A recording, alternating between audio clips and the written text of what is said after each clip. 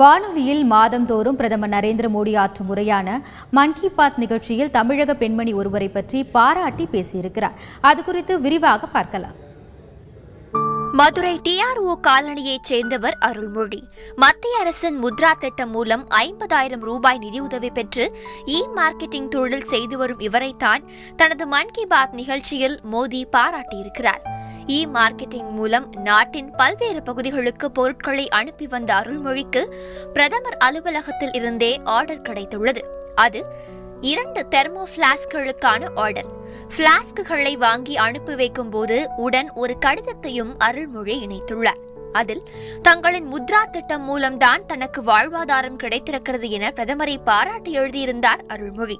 பிரதமர் ஆஃபீஸ்ல இருந்து எனக்கு தர்மோசல் பிளாஸ்க் ஆர்டர் வந்துச்சு. வந்தோடனே ரொம்ப சந்தோஷமாயிடுச்சு. ஃபஸ்ட் டைம் என்னடா ஃபஸ்ட் டைம் வந்தது அங்கே பெரிய ஆஃபீஸ்னால் பிரைம் மினிஸ்டர் ஆஃபீஸ் எனக்கு ஃபஸ்ட் டைம் ஆர்டர் வந்துச்சு. ஆர்டர் வந்ததை பார்த்தோன்னே ரொம்ப சந்தோஷமாயிட்டு தான் நானே பேக் பண்ணி உடனே அனுப்புகிறப்ப ஒரு லெட்ரு வச்சு அனுப்பலான்னு சொல்லி உள்ள வச்சு அனுப்பிச்சிருக்கேன்.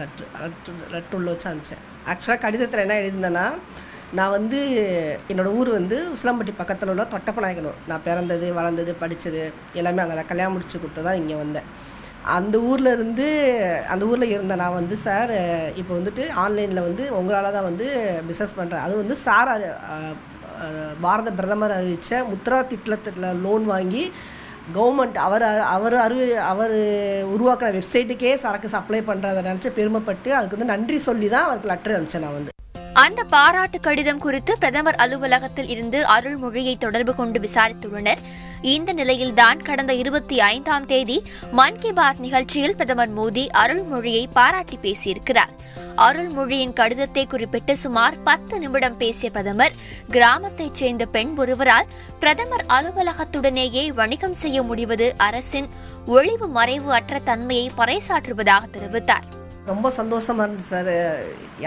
எங்கன்னே தெரியாத என்னை இவ்வளோ தூரம் பேசுகிறப்ப ரொம்ப பெருமையாக இருந்துச்சு, ரொம்ப சந்தோஷமாக இருந்துச்சு. கிடைக்கக்கூடிய வாய்ப்பை பயன்படுத்தணுன்றது தான் ஒன்று. அதாவது இப்போ தகவல் தொழில்நுட்பம் எவ்வளவோ முன்னேறிக்கிட்டு வருது. அந்த முன்னேற்றத்தை நம்மளோட முன்னேற்றத்துக்காக அதை பயன்படுத்திக்கணும். நம்ம அந்த தொழில்நுட்ப வளர்ச்சி நம்மளோட தேவைகளுக்காகவும் நம்மளோட வளர்ச்சிக்காகவும் பயன்படுத்திட்டா இதில் மேலேறி வந்துடலாம்.